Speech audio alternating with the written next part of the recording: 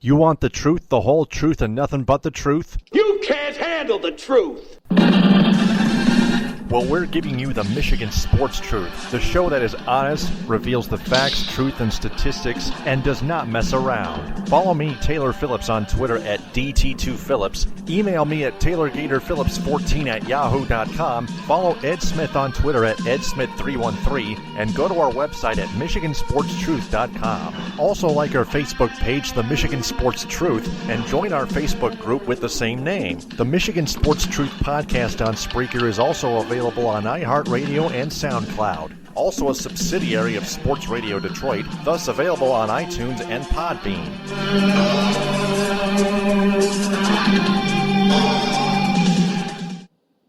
This podcast is particularly not for entertainment purposes, and the views expressed by the host of this podcast are opinion-based. However, they do not come without facts, research, statistics, and truth, whether other people like it or not, and no matter how harsh or complicated it may be. This is the Michigan Sports Truth, and nothing can ever stop it from being correct. Hey there, Michigan sports fanatics, and welcome to the Michigan Sports Truth, episode 249 on Spreaker. I'm Taylor Phillips, along with Ed Smith. How are you, Ed? Doing quite well, Taylor. How are you? Pretty good. Got lots to recap again. We'll start with baseball this time. The Tigers, plenty of news going on around here involving Cameron Maybin, the center field position, and a new acquisition by the name of Mikie Mahtook from the Tampa Bay Rays, and the make-or-break season for Brad Ausmus, their manager, and the message from Avila says the Tigers won't go over the luxury tax line in 2018. Then we got a little bit of Lions news to discuss, including Matthew Stafford, whether Matthew Stafford should get paid high money or not, and their defense as well, including their defensive line, and some good news on Matt Prater. Then we'll transition to college football.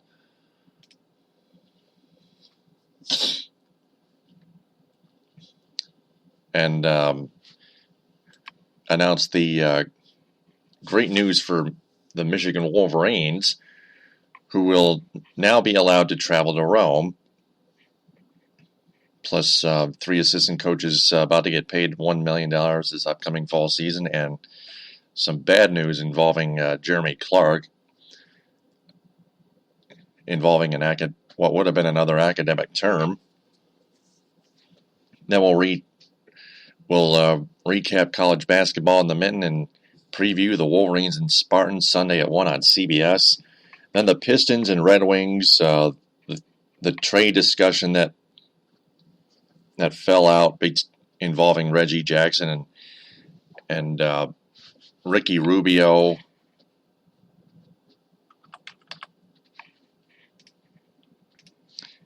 And then we're going to dissect the article written by Bob Wojnowski of the Detroit News, also an early evening host of the Jamie and Stoney. Oh, that's right. The Bob Wojnowski show, the Wojo show, from 6 to 9, pending whether no games or not on 97.1 The Ticket WXYT in Southfield. His article was on Ken Holland pulling it for himself. And then finally, we answer 5 questions.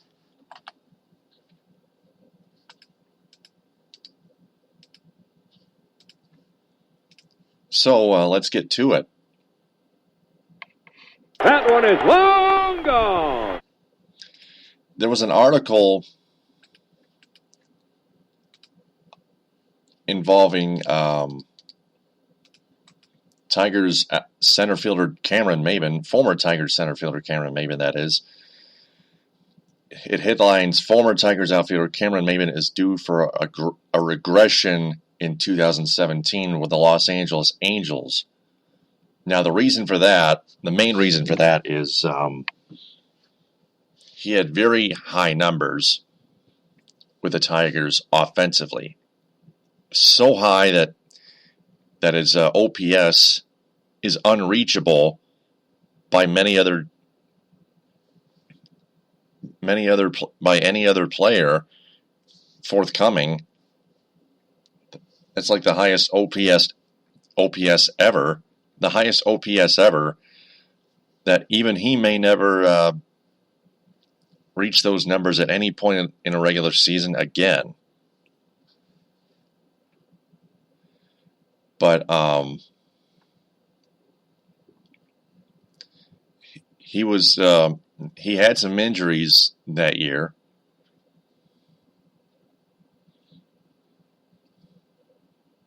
His average was .315,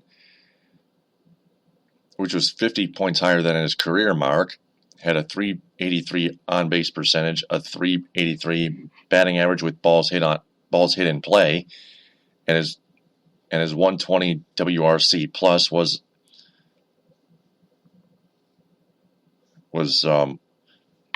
great as well. His 2.5 BSR was his best total since 2012.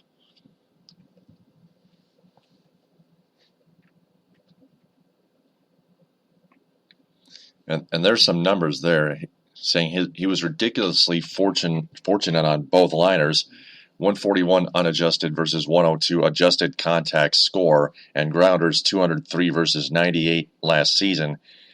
Sure, he's fast, but 344 average minus to 367 slugging on the ground. Even if you give him that 780 average to 1.051 slugging percentage on liners, there's good luck, and then there's Maybin's 2016.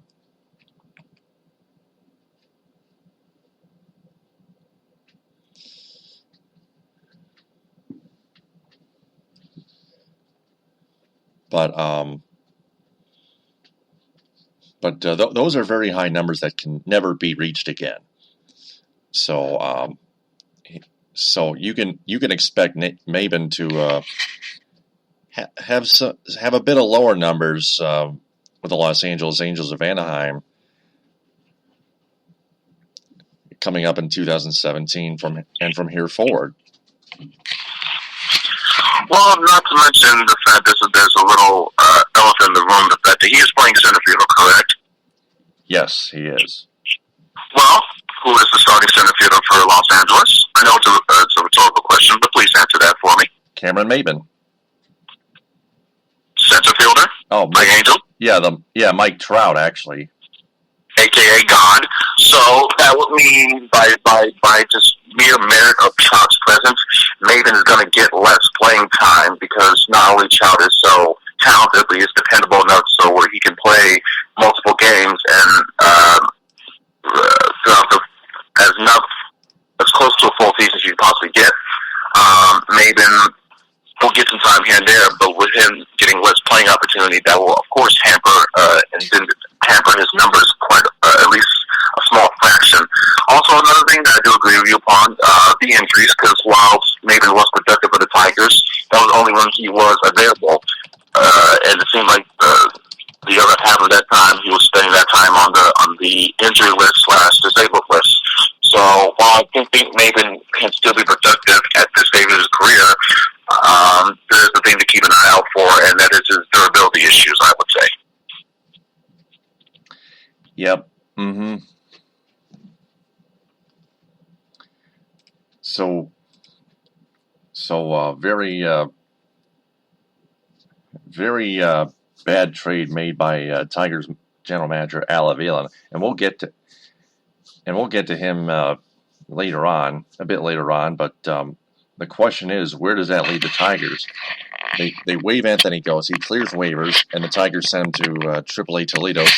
So then at that point they're left with Tyler Collins and Jacoby Jones I mean, Tyler Collins was not that good in 2016. In fact, he was really bad, if not terrible.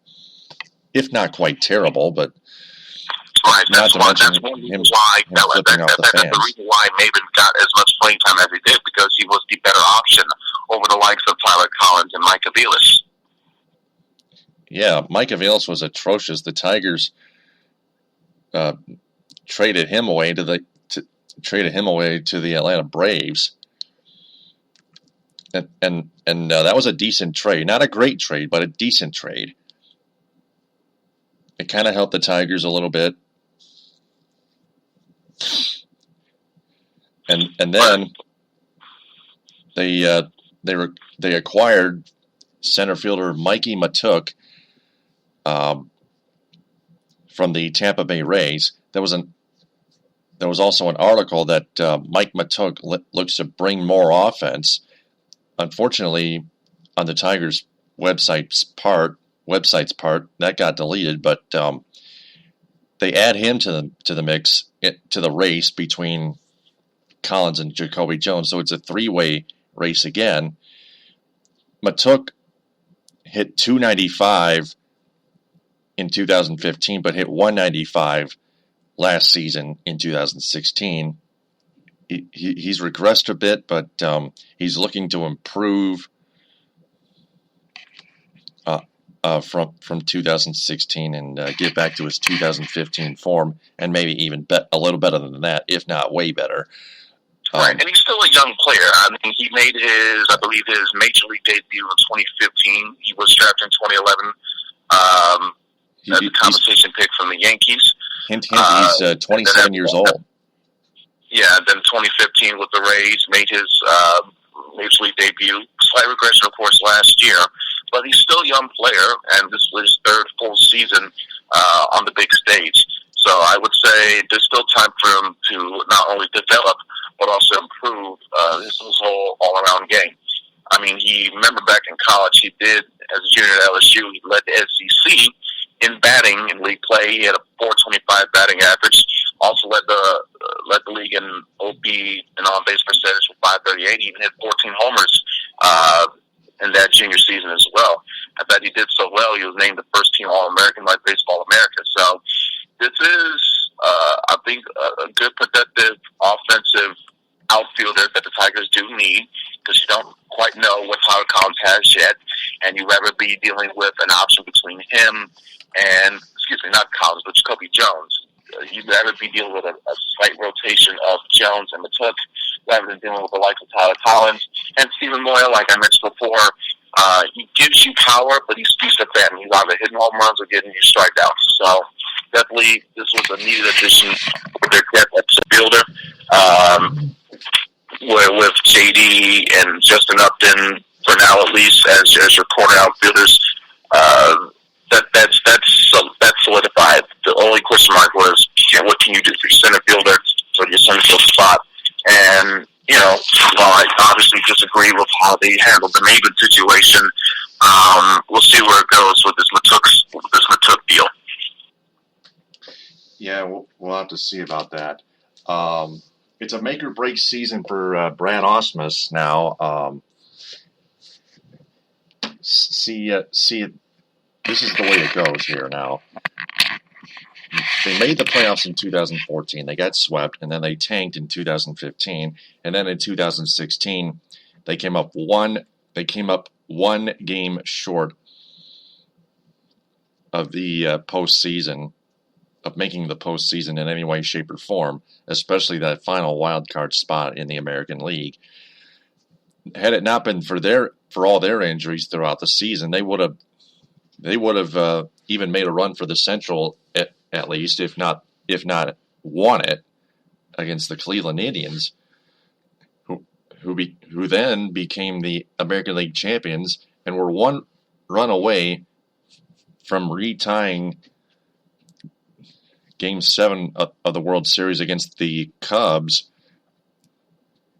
In the 10th inning, the Cubs went on to win a World Series in 7 games, came back down from a 3-1 deficit to break that Billy Goat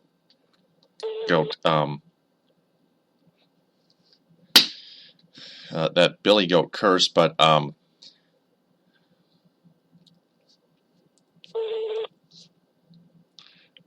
back to the Tigers here. Brad Ausmus just hasn't shown us much. Just a little bit, though.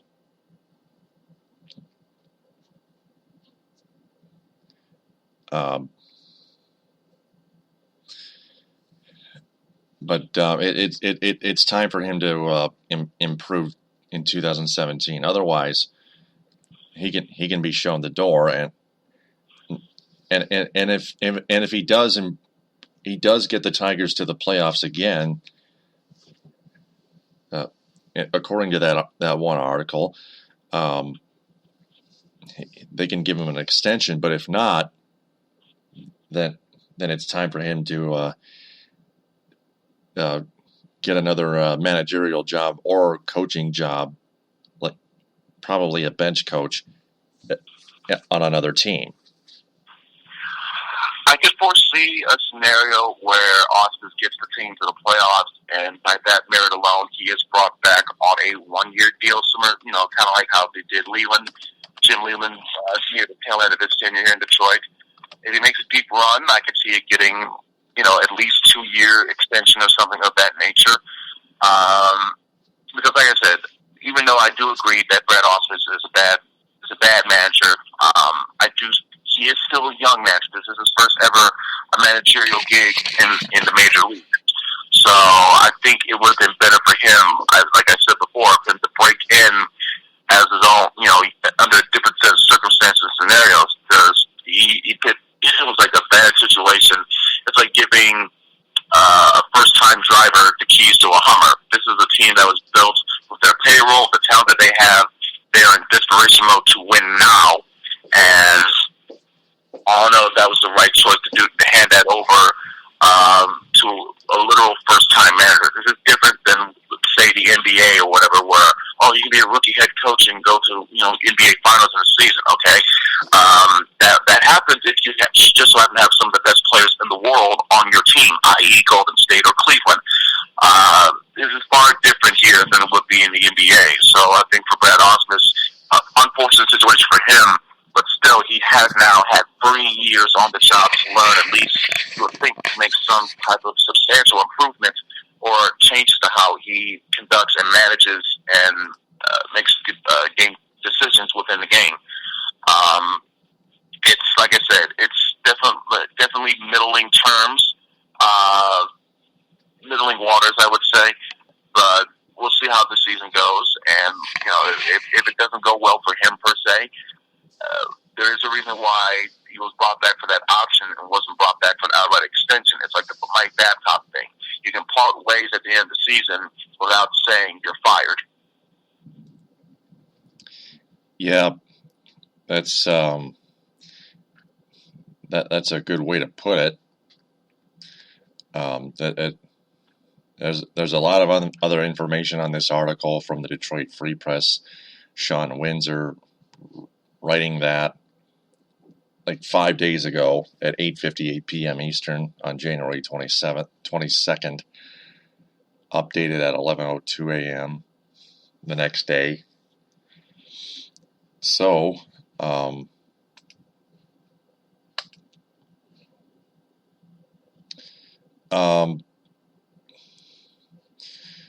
which leads us to Avila's message to the media saying the Tigers will not be above the luxury tax mark for 2018. See, here are the numbers. I'm going to give it to you. I'm going to give it to our listeners straight. The luxury tax threshold is $195 million for this year and $197 million for next year. That's 2018. A team that is over the boundary for a third consecutive season from the AP, written by the AP, by the way, would owe a 50% tax on the amount exceeding the threshold, not including any possible surtaxes that could kick in. Detroit's tax rate last season was 17.5%. The Tigers, one of a record 6 teams paying the luxury tax, owed $4 million. Their payroll is around $212 million for tax purposes, only the Los Angeles Dodgers and the New York Yankees had higher figures. The Tigers should have plenty of ways they can cut payroll after the 2017 season, especially should they not make the playoffs in any way, shape, or form, especially tanking, which is impossible due to the amount of talent which they still have. Detroit has team options for 2018 on second baseman Ian Kinsler and right-hander Anibal Sanchez, while outfielder J.D. Martinez, right-hander Mike Pelfrey, and closer K-Rod Francisco Rodriguez can become free agents. Then there's the trade for Cameron Maybin, and then the acquisition of Mikie Mahtook, which we just recently discussed.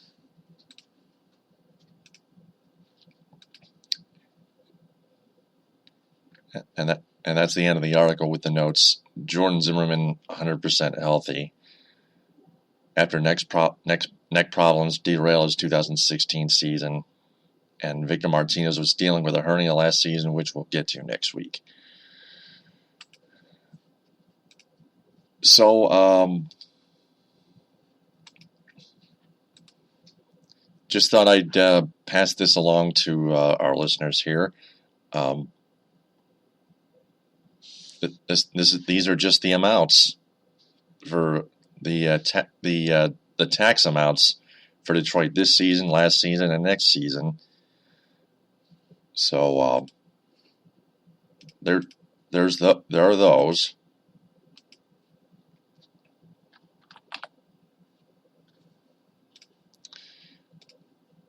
All right, so now we have covered all Tigers news, and now it's time to transition to professional football and discuss a little Matthew Stafford here, the Lions.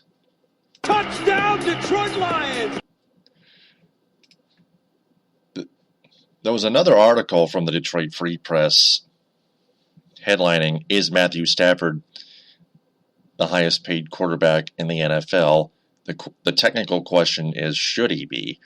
I mean, he's very productive. He's been very productive through this season, but he still has never won a playoff game. So it's an easy question to answer, but it's still one of our 5 questions at the end of the show.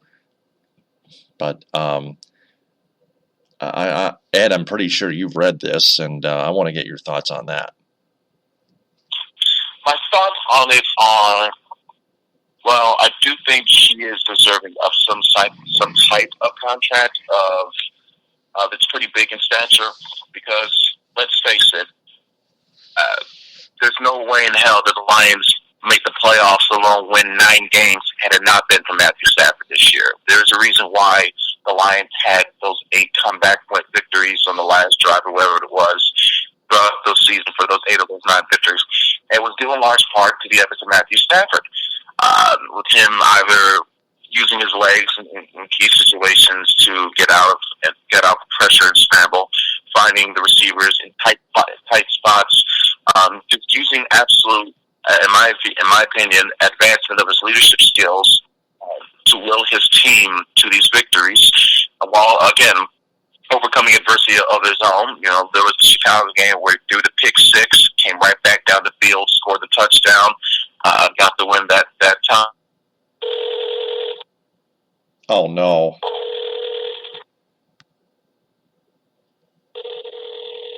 Just a minute.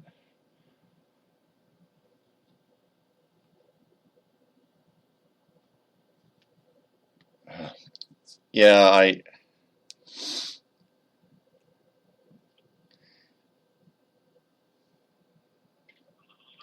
You have reached 313-675-5030.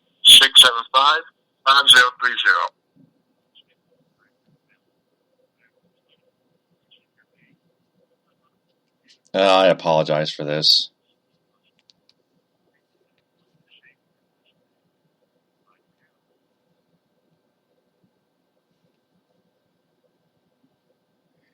Hey Ed, I'm sorry I hung up on you, but Hey, Ed. Happened, but there was a slight disconnection. Was I able to get at least some of my point across before the call dropped? Sure, yeah. Okay, I was mentioning how, like I said, due to Stafford's efforts and how he performed for the Lions last season, you can definitely make a case that deserves a big money contract. In terms of highest paid QB or highest paid player, much as I am a Matt Stafford fan, I would have to say no, because like you said, Taylor, he hasn't even won a playoff game, let alone gone a deep playoff run. And not to mention he's, 1 for 21 and 22, 1 and 23 or something like that on the road against teams that eventually finish with a winning record. So while that's entirely not on him, that is part of his resume. And when you compare it to the likes of, the Bradys, the Rodgers, the Roethlisbergers, the Drew Brees of the league, even the Tony Romos with at least Romo, even Tony Romo has a playoff win under his belt as opposed to Stafford. So Stafford would need to do a little bit more in terms of on his resume to garner that type of contract, but due to his own personal value to the Lions, I do believe that he deserves at least a contract close to that level. He would have to practically go on like a Joe Flacco type of run. You know how Flacco did in the playoffs 3 years ago that culminated with him with the Ravens winning the Super Bowl. He would have to have that type of run, late year playoffs, to say, okay, yeah, let's give him that type of big money contract where you can make an argument he deserves more than the likes of Brady or Rodgers. But like I said before, due to value to that team, Stafford at least deserves some type of contract, some type of payday, because they will be nowhere without him. Yeah, that's all true. Stafford still has quite a lot of playoff work on his hands yet on his resume. He's doing very good, but not only has he not done well in the playoffs, but his team is bringing him down as well. But that's mainly because of their historical perspective. The Lions have still won only one playoff game now in 60 years since 1957. And their defensive line, though, as far as that's concerned, we've been hearing that the Lions are trying to improve their defensive line. That would be a much-needed plus because, obviously you're not going to find a replacement that will be caliber or equal to the caliber of an Ndamukong Suh or even to a Nick Fairley. But there was quite an obvious drop off in terms of how they were successful in games with the quarterback, because you don't have one or both of those guys there anymore. You put a lot of pressure, a lot of load on Ziggy Ansah. Now, granted, Kerry Hyder did perform well, very well, in fact, but you need a little bit more firepower on that because, with Ziggy Ansah dealing with his health issues throughout the course of the season, and Haloti Ngata obviously not being past his prime, still relatively productive, but clearly not the player he used to be, there will be some type of improvement that you need to make to that. If you're going to allude to the Ryan Glasgow thing, go ahead. Oh, the Glasgow? Yeah. Oh, yeah. I think I missed that one. But let's see here. Because I referred for Dead News. I'm pretty sure it was Dead News. In fact, it was Dead News. Justin Roberts on Twitter, who covers the Lions for Dead News, he either wrote it or tweeted a couple articles about it, saying that Ryan Glasgow's mother, would really like to see Ryan being drafted to the Lions. Merely, obviously, to play with his big brother Graham. As you all know, the Glasgow family is almost like a pipeline of sorts. All the boys, all the brothers go to Michigan. Graham was there as part of the starting center. Now he's starting center for the Lions. Ryan had a great season on the defensive line as defensive tackle for the Wolverines. Now they're saying he could be a second or third round type of prospect. That would be a good spot. The Lions looking for a D tackle to take him in that situation. And, it'll make a good story. Both brothers playing on the same team, but on opposite sides of the line. That could be a good option, at least in terms of trying to improve your defense, or at the very least improve your defensive line. Now, Taylor, I know this is like a bit of an audible here, but I had a little bit of a scenario, you could call it pipeline, pipe dream, fantasy booking, whatever you want to do. But, in my opinion, these could be reasonable methods or transactions that you can do that could improve your defense as a whole for next season. In terms of defensive line, Ziggy Ansah, you're good on defensive end. You just got to hope he stays healthy. You really hope that Kerry Hyder doesn't have a sophomore slump of sorts, continues his great progression from last year. Lodi Nada, he is what he is, fine, but it'll be a good way to plug in the detail between him and Hyder. If you draft Glasgow, that's a good backup. Well, I guess you could say a D tackle you could throw in for rotation, and also eventual replacement for Nada. So again, Glasgow and Hyder would be, I would say, a pretty solid interior tackle duo. Now, in terms of getting another DN, I had a suggestion or an idea of why don't you try to go after Chandler Jones? Now, as we all know, Chandler Jones, perennial defensive end for the New England Patriots, was traded last year to the Arizona Cardinals, where in addition to playing DN, he also was playing some outside linebacker. Now, I believe I remember seeing a tweet saying Bruce Arians was quoted as saying that if need be, the Cardinals will franchise tag Chandler Jones. So that might make this point moot and irrelevant. But if there's a case that Jones is at the very least a restricted free agent, if not unrestricted, I wouldn't mind the Lions going after him. And you could kill two birds with one stone. You can make him your starting defensive end opposite of Ziggy Ansah, and also in package situations, pair him up an outside linebacker, give a much-needed boost to your linebacker position. And Bob Quinn has stated, I remember saying an article saying Bob Quinn is not afraid to try to test the waters of free agency. So this will be a good pickup, in my opinion, getting a guy like Chandler Jones. That covers your defensive line and then also an essential linebacker. Now, what about your secondary? Your secondary was poor last year. I think you could say only a couple of good plays was there. We would be Tavon Wilson and, of course, Darius Slay. Now, in my opinion, the way to complement Darius Slay, you get him another player that can take care of the opposite side of the field. Well, who do you have in this upcoming NFL draft to have that type of similar coverage where Slay can cover one side of the field and this guy can cover the other side? Well, you're looking at one right now. His name happens to be Jordan Lewis from the University of Michigan. Of course, fellow listeners, you all know that name far too well.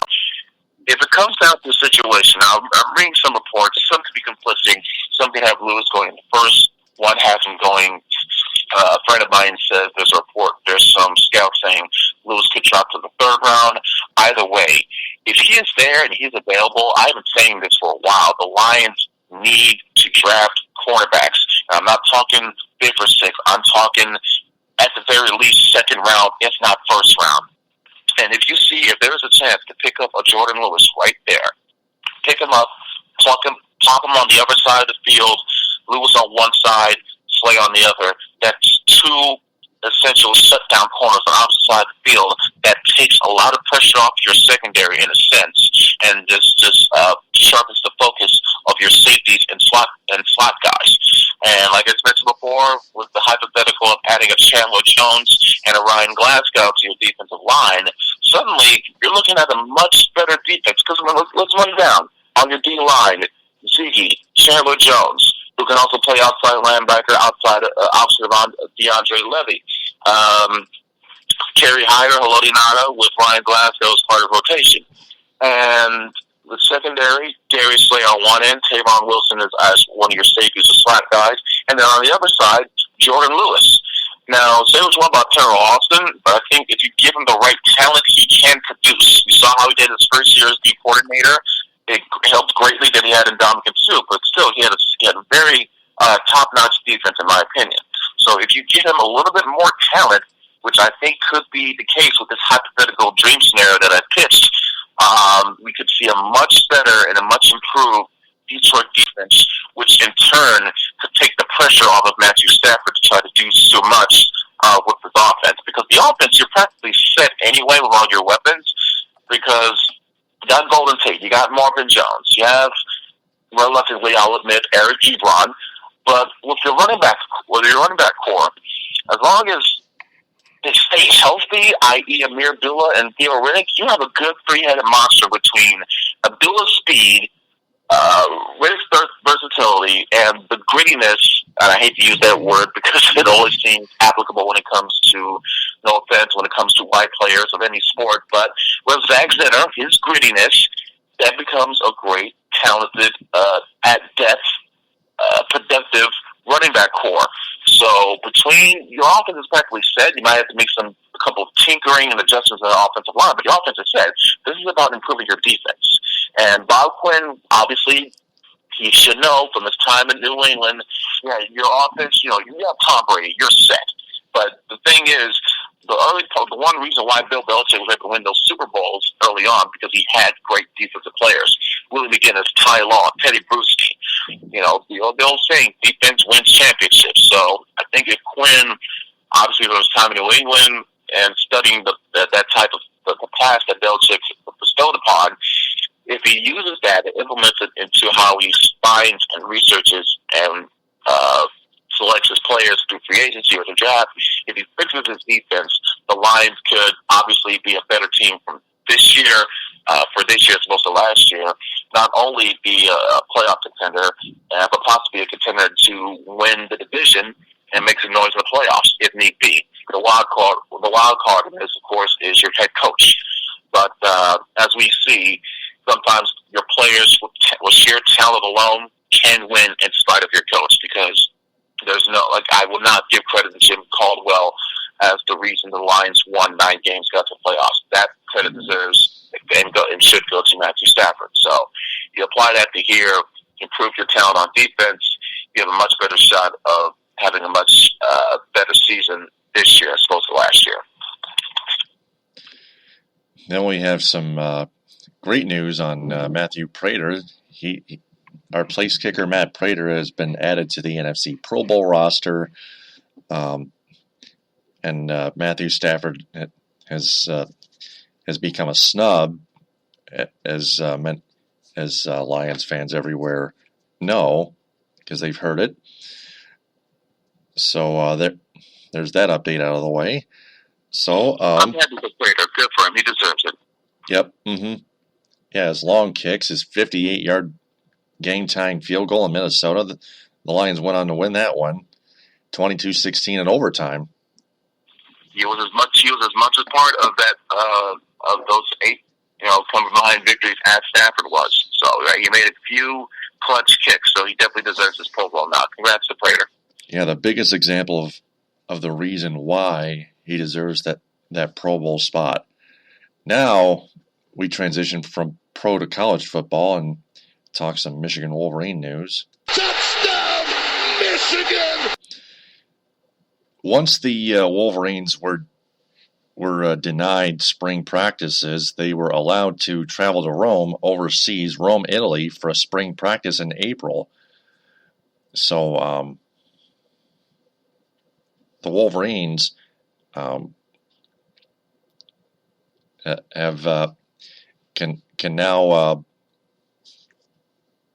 now practice, I guess, anywhere but their own home in Ann Arbor. I think what I read about it was they can't have any. I think due to the situation that came out of Oregon, where you saw some players being hospitalized after off-season workouts or whatever, the NCAA made this rule of banning, this type of situation for spring practices or whatever, whether in Florida or within, the country. So Jim Harbaugh, being the sleuth that he is, found a loophole and said, you know what? Fuck it. I'm taking my team to Rome. How about that? So obviously he can disguise it under the guise of, this is for educational purposes, nice road trip for our players and our students for, to explore and see different sides of the world. That's all fine and dandy, and I'm sure it could be a good trip for them overall. But let's be honest, they're doing this so they can get some spring practices in. You're not going to fool me. You're not going to fool a whole lot of other people. So again, I'm not mad. Obviously, Harbaugh knows what he's doing, but this is a very sly move on his part. You got to admit. Yep. Plus, 3 assistant coaches on the team are now going to get paid $1 million this upcoming fall season. And in college football, getting paid, as far as I'm concerned, is illegal. It's still illegal, isn't it?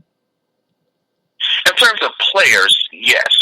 It does have, the compensation has been a much, much heated, long-winded, long-spirited debate for many years of, whose side are you on, or rather whose side you agree or identify or sympathize with more. So while it does look a bit shady that while you're seeing 3 assistant coaches on one team getting paid at least $1 million each in terms of salary, while meanwhile these college players have to do whatever they can to scrap by on weekend meals and such. Unfortunately, it's just the state of the business. If it were up to me, yes, there will be much more and better methods, better improvements up for compensation, both financial and otherwise, for the players. But you have to deal with the cards that you're dealt with. So, in terms for Michigan, it's called, if you want to compete with the best, you got to pay for the best. Their assistant coaches, their assistant staff did a tremendous job with this team last year. So, in my opinion, they deserve the salaries that they're getting. They knew what they were getting into when they paid the money to get Harbaugh. So, with the amount of money that the school makes per year, this should be nothing. This should be chump change, in a sense, paying assistant coaches $1 million each. So, 3 assistant coaches $1 million each. As in terms of how it, like I said before, it's, again, looks kind of iffy and shady with regard to the whole big issue of players getting compensation. But I guess you could say it's another topic for another day. But like I said before, you deal with the cards that you're dealt with, and it's just, you try to find your way to use the current state of the business to your advantage.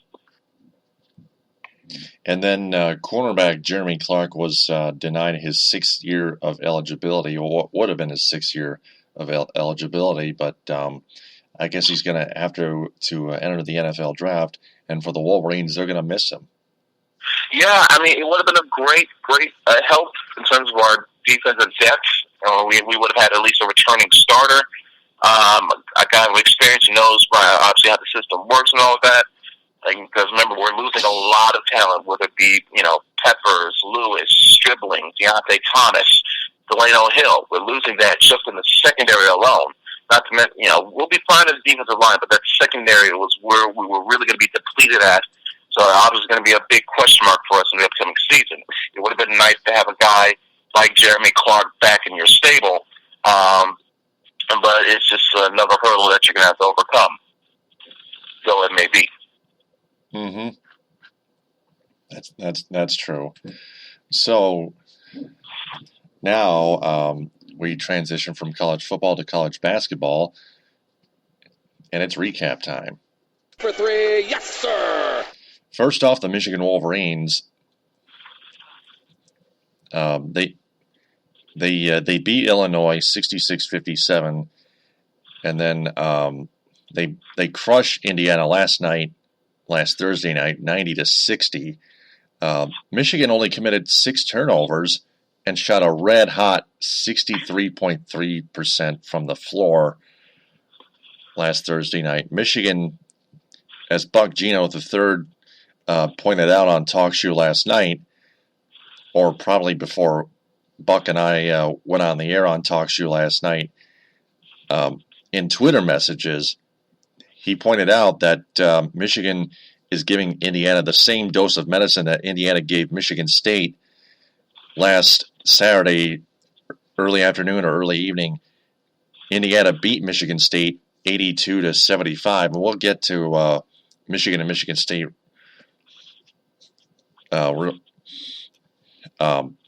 real soon, but Michigan just clobbered Indiana. Yeah, and that was actually not just so much their offense, which included great shooting, as you mentioned. Derek Walton had 21 points of his own.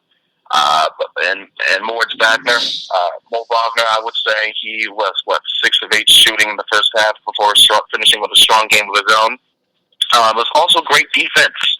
Great defense. Indiana was committed 16 turnovers in that game. Now, they did shoot 54.5% from the field, which is very good numbers on their end. But like I said, 16 turnovers, and when you do that to a team that's shooting over 60% on the field, you're going to have a tough time. Zach Irvin had 12 points and 3 assists. He contributed as well. Duncan Robinson, 13 off the bench. Muhammad Ali Abdul-Rahman had 12 of his own. Played great defense on James Blackman. It was just all around great game. Now, in terms of your front court, I think you had a little bit of an advantage coming in because Indiana was a bit shorthanded. So between Mo Wagner and DJ Wilson versus the replacements, it helped out, benefited the Michigan quite greatly. So it's been a great development. It's been on the subject of DJ Wilson, it's been very great to see him develop more and more. He scored 19 points, had 7 rebounds against Illinois. 6 of those 7 were the offensive variety. So that lets you know of how he's being such a much-needed presence in the paint in terms of, dominating the boards, but also giving Michigan second-chance points. Continued again against Indiana. So him and Wagner have become a very formidable duo in the front court. Derek Walton is doing his thing as a point guard, distributing, but also scoring when need be. I still do not like Zach Irvin. He can be very miss more so than hit. But when he's on, he's on. So I got to give him credit for that. So these are the type of games where obviously this is a team effort. Period. I saw a video clip of where after a steal, of course, again one of those 16 turnovers, it was great ball movement by the team. It wasn't selfish possession. It wasn't dribble. Oh shit, time's running out. Take the shot. No, it was ball movement, finding your guy, get into the paint, attack, and what happened? You got a basket and one on top of it. So we haven't seen any of this since they played at Madison Square Garden in that 2K tournament. So very refreshing to see this. Maybe this is the kickstart that they need because this is a 3-game winning streak now for the Wolverines, and now they could be starting to pick up something as we head towards the meat and potatoes of this conference schedule. And that prepares Michigan very well for their next game at the Michigan State Spartans. Valentine for the win! Which tips off Sunday at 1 on CBS.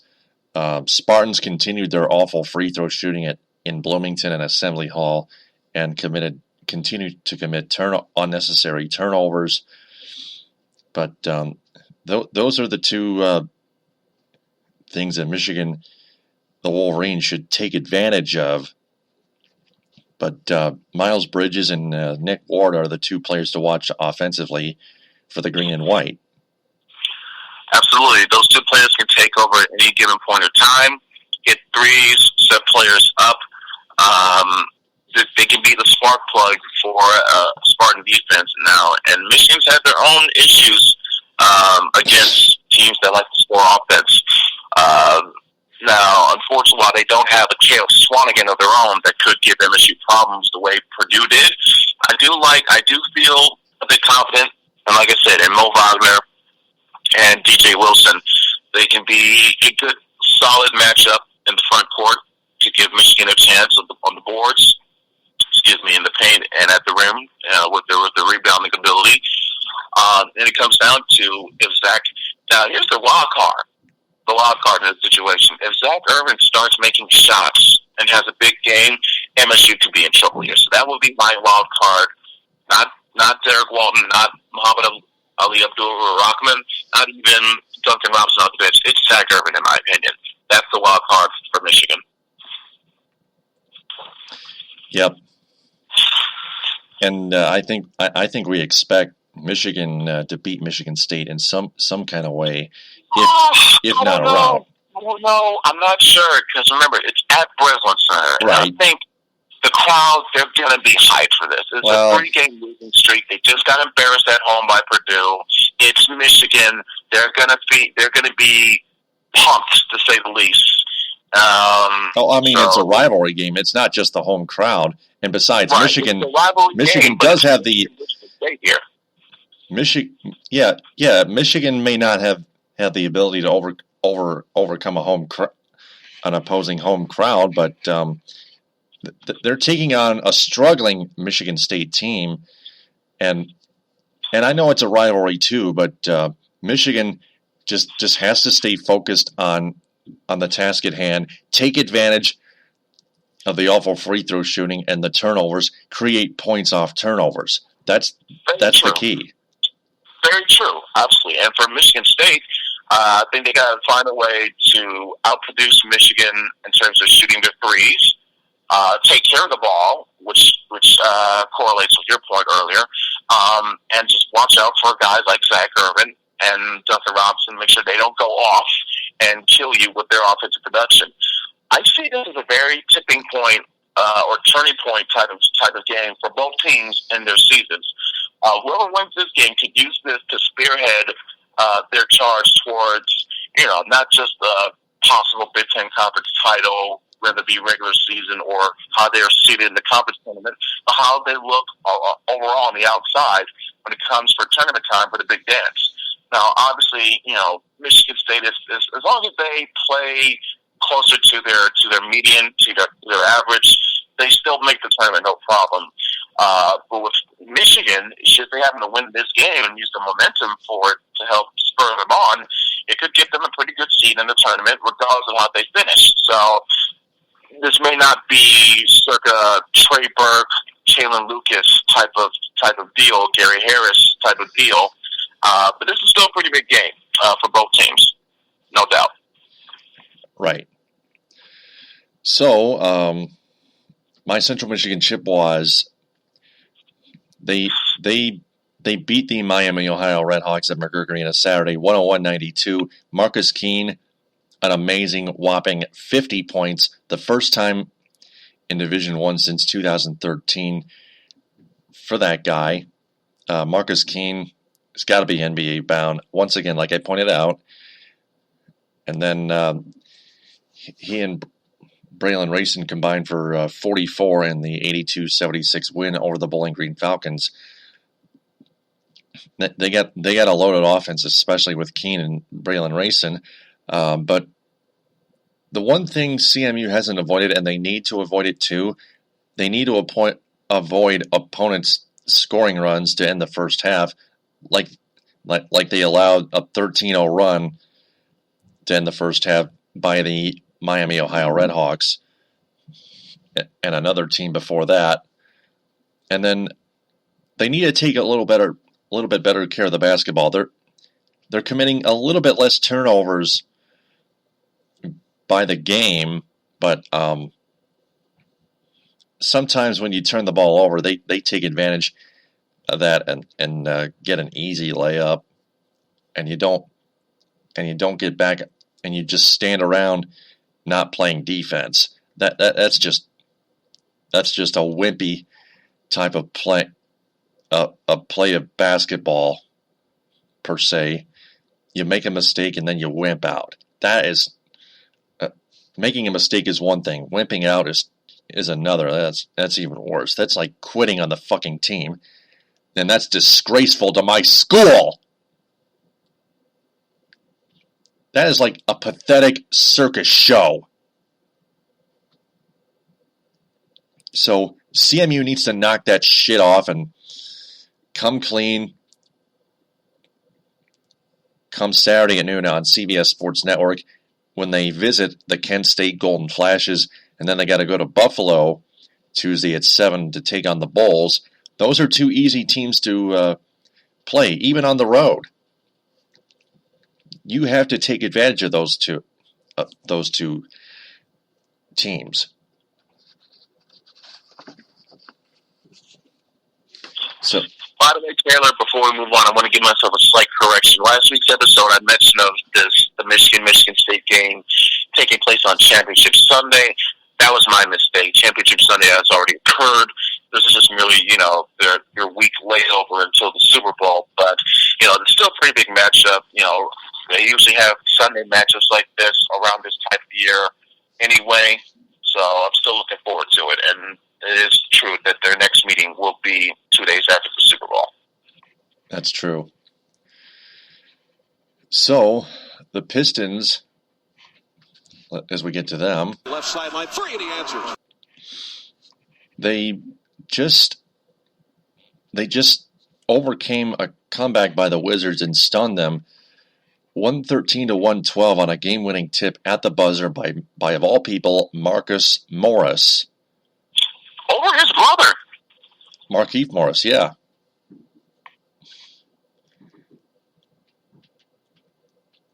Are you kidding me with this? Man. The Pistons then get clobbered by the Sacramento Kings in the second, third, and fourth quarters, especially the second half. 109 to 104 would be the final score, and it would end up close actually, but they led 38 to 28 in the first quarter, and they blew it, and they get swept by the Sacramento Kings of all teams. The Kings are a poor team, and the Pistons got swept by them. You're pathetic. Now, granted, they do have one of the best centers in the league in DeMarcus Cousins. Right. Of course, he had his usual game. He had 20, 25 points, 17 rebounds, that type of game. But another X factor that really hurt them was Ty Lawson. Ty Lawson, who you may remember used to play for the Denver Nuggets. He had about a good game for himself. Had scored, I think, 16 or 19 points. That was very influential in determining the outcome of this game. It wasn't just Boogie Cousins. Cousins had 22 points. Pardon my correction. So, it was, again, a lack of effort. The Pistons have been, for some reason, very, very poor in third quarters. I can't explain it. Again, in this third quarter, they only scored 19 points compared to, the rest of their quarters. Obviously, that 38-point output in first slowed down tremendously the rest of the game. But at least in the second and fourth quarter, they scored 20 or more, 24 and 23 respectively. That 19 points in the third quarter, very troubling. I don't know if it is they feel lethargic or too relaxed coming out of halftime or whatever. But it's just a bad look, not just on themselves, but also it's a bad look on Stan Van Gundy, because as the head coach, you've got to make those adjustments coming out of halftime. And for some reason, the Pistons always seem to play their poorest in the third quarters, it seems, for most of the time. So hopefully with this 2 days off, and maybe with that post-game comment that Marcus Morris made of how essentially the team got pumped, I agree. You got pumped, definitely. Use this as this fuel to, hey, we're not going to let this shit happen anymore. Let's do better in third quarters. Let's close out games more efficiently, and let's get our asses in the gear to get a possible playoff spot. Now, you got 2 days off. Let's see what you do against Miami, and it's off to the races from there. And in those two games, the Pistons allowed 112 points to the Wizards and 109 points to the Kings. Their defense, in a range, allowed 110.5 points per game the last two games, and that's unacceptable. You got to play a much better defense than that.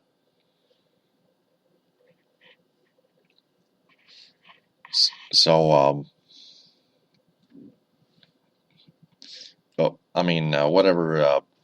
whoever you play, whether it be Washington or Sacramento or even Portland or Miami or Boston coming up, New Orleans and Minnesota, You just can't let them score in the paint or from behind the arc. You can't leave them alone like that. You can't leave them wide open. You cannot leave them wide open. Because otherwise, their hit shots are going to haunt you all night long. So for God's sake, play better defense. Play smarter defense. Yeah, in fact, just play man-to-man most of the game. Maybe you can play better defense that way. Stop playing zone too much. Stop bundling all your Piston players in the fucking lane. Yeah, it seems they don't know how to fully execute a zone defense. So you may be right, Taylor. It might be time to switch to a more man-to-man focused type of coverage. Right. So before those two games, though, there was a trade discussion involving Reggie Jackson and Ricky Rubio. Piston fans, I understand, hate Reggie Jackson, but that's one thing. But to give Ricky Rubio some appraisal for anything would be beyond me. He's reached a career low, has Rubio, of points per game, 7.6. That is just atrocious. The Pistons don't want Ricky Rubio. I understand nothing has erased their problems with Reggie their problems with Reggie Jackson since he returned to the lineup, but Ricky Rubio statistically is worse. Well, here's where I can play devil's advocate. Yes, it is troublesome for Rubio's numbers to be that way, but he is a facilitator first. He is a point guard. I think one of the, not the primary objective as the point guard, is to make sure everybody on the team gets involved, spreading the ball, finding the right guys, finding the guys that are in rhythm, finding open players to help facilitate ball movement. That is the job of the point guard, and I think Ricky Rubio does that quite well, more than he gets credit for, actually, in fact. So I actually wouldn't mind. I think, sure, he's got, nearing double digits in assist ratio or assist numbers this season. I'm sure you can back those numbers up, Taylor.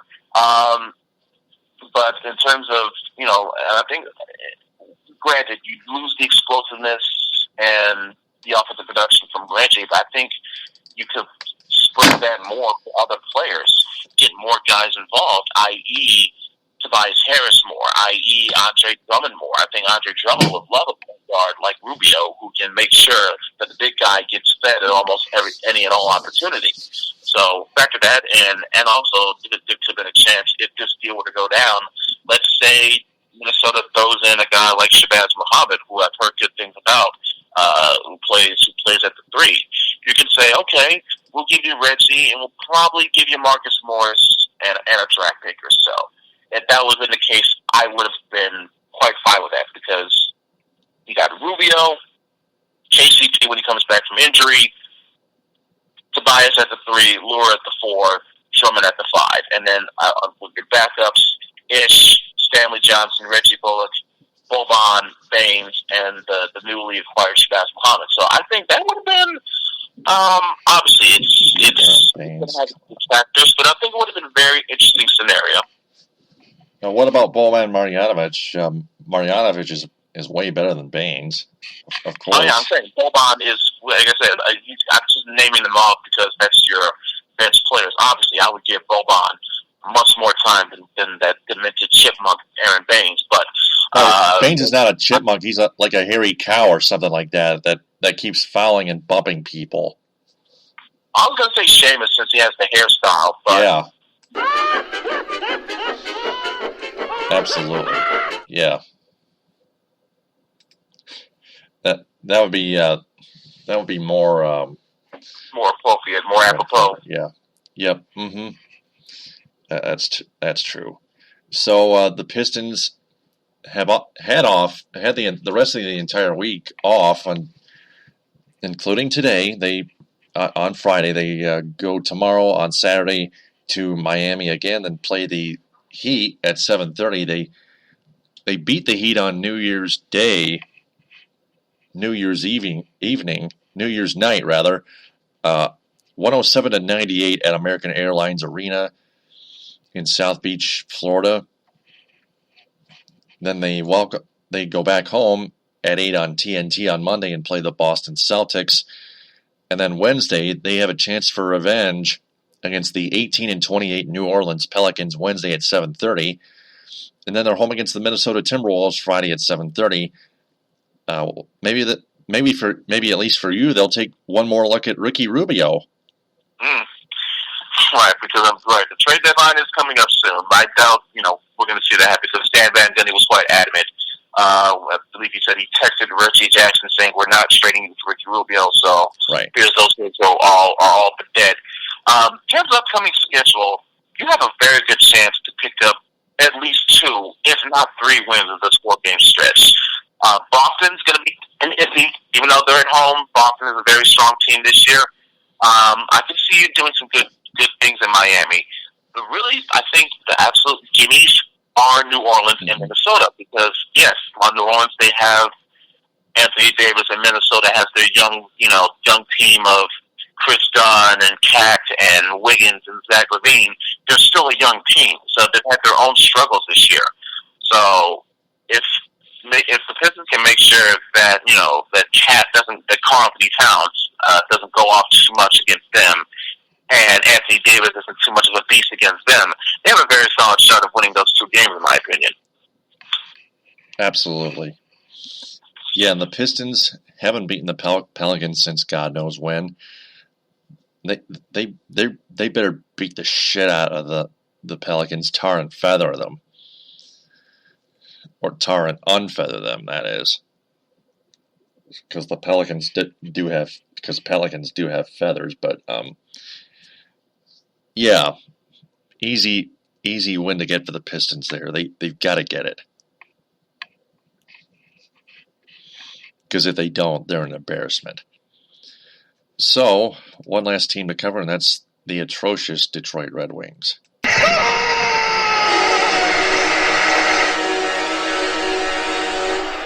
After winning 3 straight, they have lost 3 straight in overtime, and then they get clocked by the Maple Leafs 4-0. Their 3 overtime losses were to the Buffalo Sabres, the New York Rangers, and the Boston Bruins on the road. So that's the reprocess of tanking, I would say. Because now the Red Wings are back down to 7 points behind the Philadelphia Flyers for the second NHL Eastern Conference wildcard standings. The Red Wings second to last place, but in a 4-way tie for last place with the Devils, Hurricanes, and Sabres. And the Flyers with 56 points. I would feel much better about this losing streak if it wasn't for the fact that 3 of those were in overtime, because they still get that measly point either way. Yeah, when they would have had 0 instead. Right. It seems like it was a 1 step forward, 2 steps back type of deal. Yeah, and in the Buffalo game, they had a 3-2 lead, a 2-1 lead rather, and after 2 periods of play, they had a 3-2 lead in Boston. They lost 1-0 to the New York Rangers at home, but they had 2 chances to win in Buffalo and in Boston, and they came up with just 1 point, thankfully. Yeah, and there's one thing that made me happy. It was the vintage 3rd period collapse, so there's at least that. Yeah. So they have the NHL All-Star break, and then they're home against the last place New Jersey Devils Tuesday at 7:30, and then the Islanders Friday at 7:30, a 2-game homestand. So one last thing we'd like to touch on. Bob Wojnowski wrote an article on the Detroit Free Press, on the Detroit News, DetroitNews.com. The Wings, headlining, the Wings are a major fix-up project for Ken Holland. 2 nights ago at 10:57 p.m. on a Wednesday, updated 4:50 a.m. just yesterday, early morning.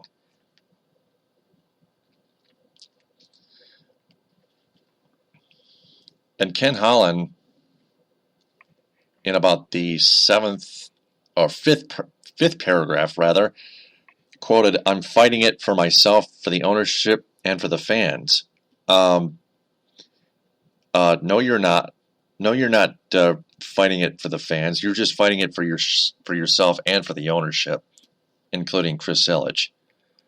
The fans hate you. The fans hate you now. There are more fans that are not there's a reason more of your fans are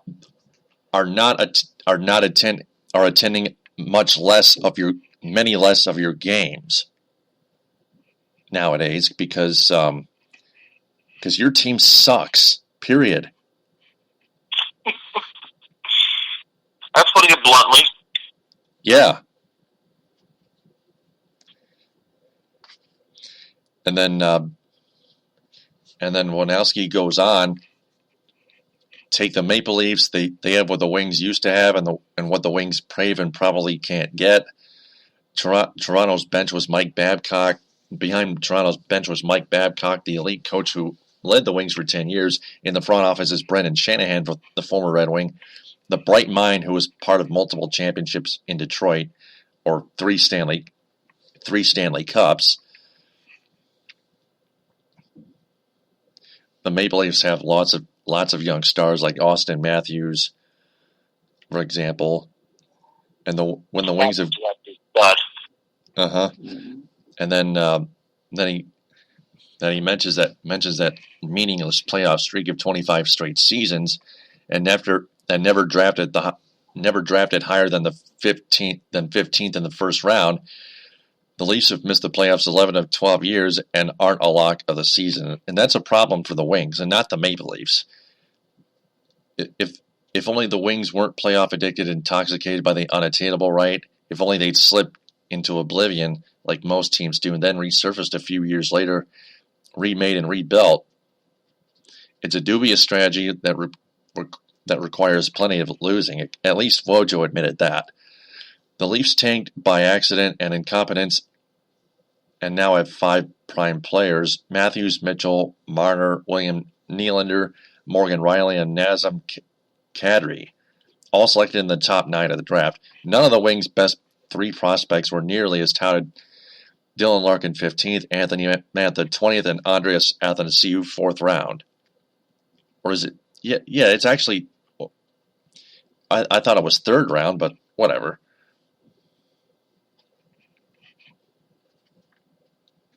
And then Holland goes on, quote, "There are no short-term fixes in the NHL. Look at the other 29 teams. We're going to make decisions based upon the future, not sacrificing the future for the present. We're going to hang on to our young players and see what we can do to develop them. In the meantime, we're going to try to scratch and claw our way into the playoffs." Yeah, good luck with that, you idiot. Which is fucking horseshit. I mean, case in point, look at Pittsburgh.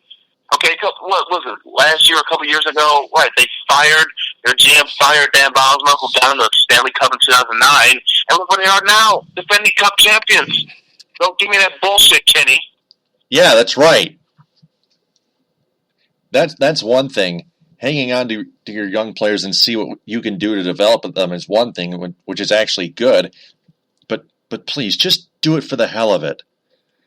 Don't try to scratch and claw your way into the playoffs. Just tank. I'll give credit to Wojo for this instance. At least he brought up how, they did went through their struggles. Yeah, it was me too. Outright thinking, which is what the Wings need to be doing, because they're at a stage now. It's basically limbo. Okay, you're nowhere near a contender where you could make a deep run to win a cup or whatever, but you're not near the bottom to where you can get a good high draft pick to rebuild / reload upon. So you're stuck middling, trying to get the meaningless playoff. Right, extend a meaningless playoff streak only to get bounced in the first round. And for what? For what exactly? Nothing. Or probably just not much, if any.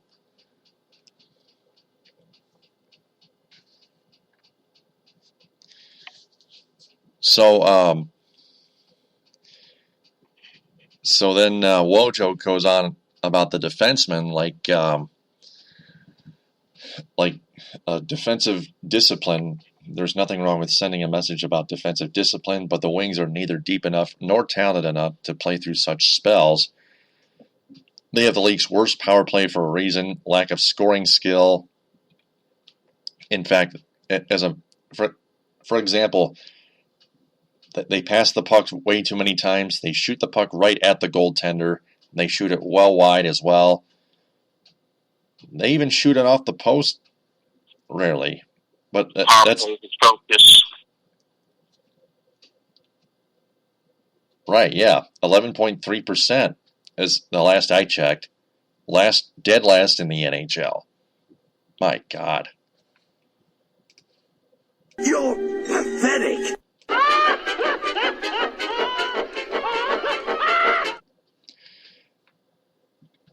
And Holland's just said, quote, "It took us 10 years to get here, and we're not getting out of it because Ken Holland needs to make 3 blockbuster deals," meaning the Red Wings buy. Oh, yeah, whatever. Are you out of your mind? Which is completely ass backwards from what this team really needs to be doing. Yeah, absolutely. And he says, quote, you're not going to hit every time on every draft pick, on every trade. You're going to make some mistakes, and we made some moves that didn't work out. I like to think the moves that we made the last year or two have worked out. Meaning Thomas Vanek for one, but Franz Nielsen, not so much. He's got 26 points overall, but only 16 of them 5-on-5. He's decent, but Anthony Mantha blows that out the water if he gets called up sooner. Right.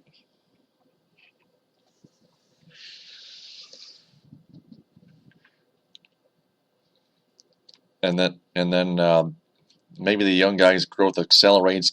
Goalie Peter Mrazek becomes promising again, and the Wings find a few gems and overhaul quickly. More likely, historically, the fix is much tougher.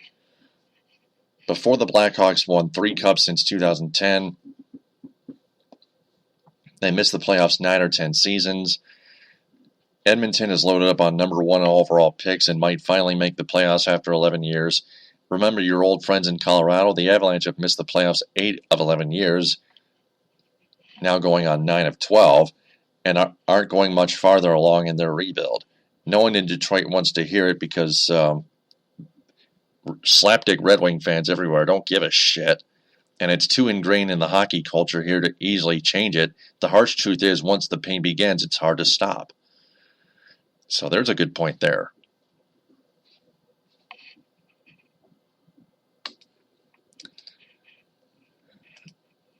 So we've dissected Wojo's article, and we've given him credit.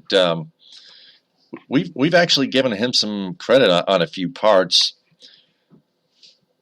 but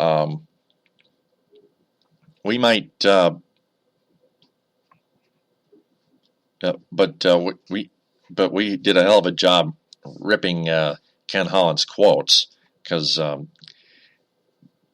except for one when he decided to keep our young guys and see what he can do to develop them. But other than that, trying to make the playoffs is illogical. Simple as that. Illogical, and very backward. Yep. In this case, there is a difference between keeping your young guys and trying to make the playoffs to avoid putting more younger guys on board in your NHL roster. So that's the cherry on top of the sundae on that one. So that leaves us with one segment left, and that's the 5-question segment. Ed, are you ready? Absolutely, Taylor. So go ahead and let him rip, my friend. It's time for 5 questions on the Michigan Sports Truth. Question number 1. Who do you think wins the battle for the Tigers' number 1 center fielder spot? Mikie Mahtook, Tyler Collins, or Jacoby Jones? Even though I hate to say it, it could be Tyler Collins because he does have more experience than Jacoby Jones, and Mahtook will just be a recent addition, and it's not so much of a sure starfire acquisition, I should say. I do hope that Jacoby Jones will get a chance to prove himself more, but I think on opening day, Tyler Collins could be your starting center fielder. Yeah, that still doesn't bode well for any of us. Next question. No, it doesn't. But I'm just we're just giving you the truth, people. Right, that's true. Question number 2: Does Matthew Stafford deserve to be the highest paid quarterback in the NFL? I say no. Still 0 career playoff wins. Again, yeah, I'll piggyback on that thing. Yes, he does not deserve that type of contract. I do believe he deserves some type of compensation, some type of raise, due to his value to the team and the fact that there will be nowhere near where they would be for this season and beyond had it not been for him. That's true. Next question. Question number 3: Who will come out on top, the Wolverines or the Spartans? It kind of hurts me, but I'm saying Michigan State because they need this game much more than Michigan does. They're at home. The crowd will be pumped. They'll be crazy. And I'm sure Izzo is going to make sure that they're well prepared for this game. There's going to be no fucking business this time around. Well, not to mention it's a rivalry game, in a sense. But that plays into the whole crowd being ready. Right, it all plays in it's the rivalry game. It's your biggest rival. So I doubt Izzo is going to let this opportunity go to waste.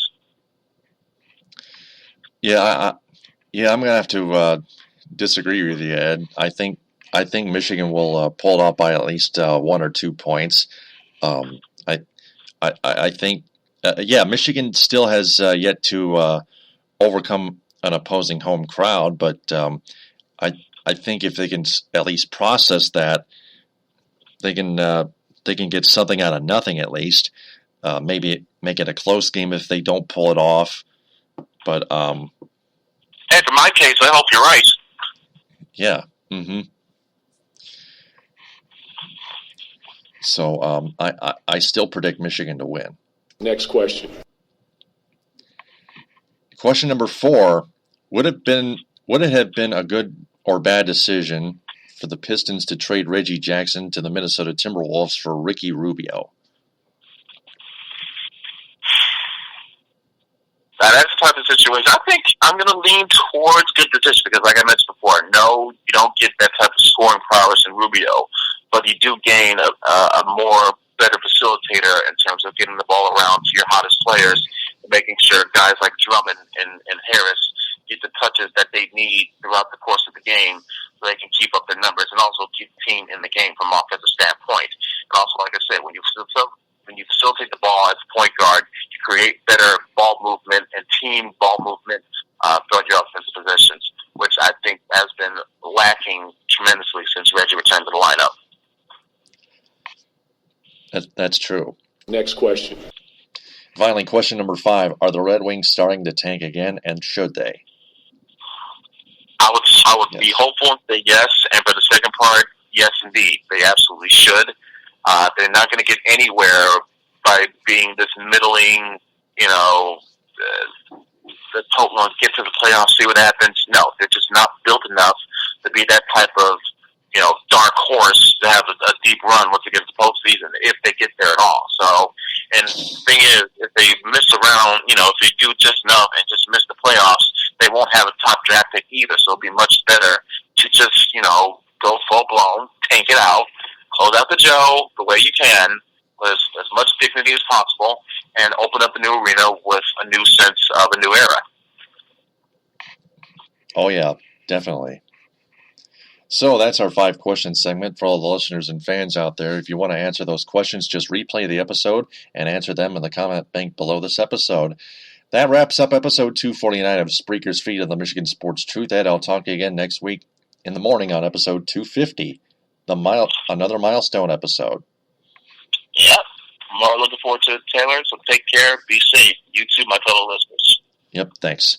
And before we sign off, we want to remind everyone to share this podcast, this episode, and our entire podcast on social media.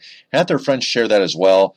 And follow me on Spreaker as Taylor Phillips, online at Spreaker.com, because I want to tell them that the Michigan Sports Truth podcast is in search of local advertising sponsors.